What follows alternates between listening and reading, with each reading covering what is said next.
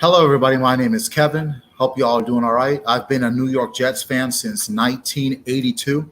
And today I want to talk about Robert Saleh's decision to have Zach Wilson as the backup quarterback for this week's Week 15 matchup against the Detroit Lions.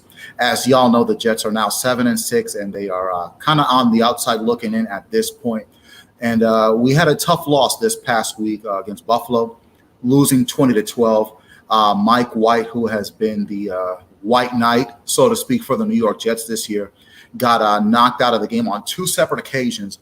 And both times a 37-year-old Joe Flacco came in, and he was absolutely terrible on 7 plays. The first play, he dropped back to pass. He fumbled. Buffalo got the ball. Overall, Joe Flacco was 1 for 3 with 1 yard passing.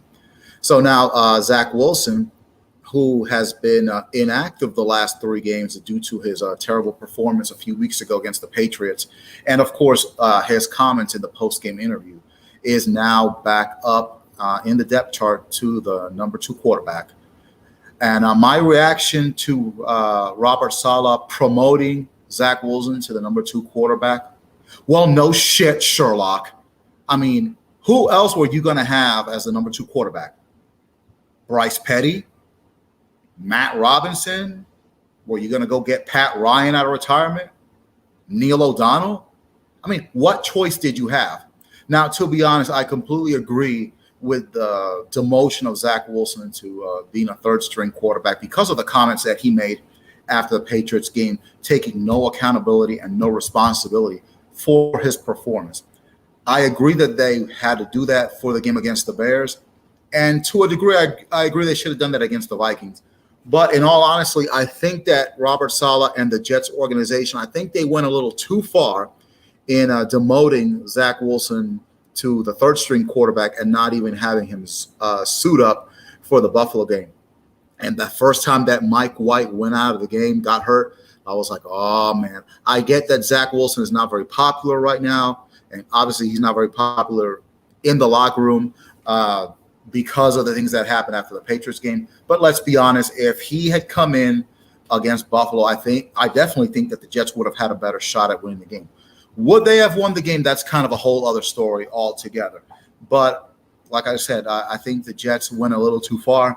But still, the offensive line in last week's game was pitiful. And if I'm Zach Wilson, I'm like, well, do I really want to be the backup quarterback if Mike White gets hurt or if he's ineffective? I mean, these guys, they love Mike White, and freaking they almost got killed last week. I wonder what's going to happen to me. Regardless of who the quarterback is, the Jets, they need to do a better job in pass protection. That was atrocious. Mike White, thankfully, him being a trooper and being an effing soldier, he went out there on 2 separate occasions.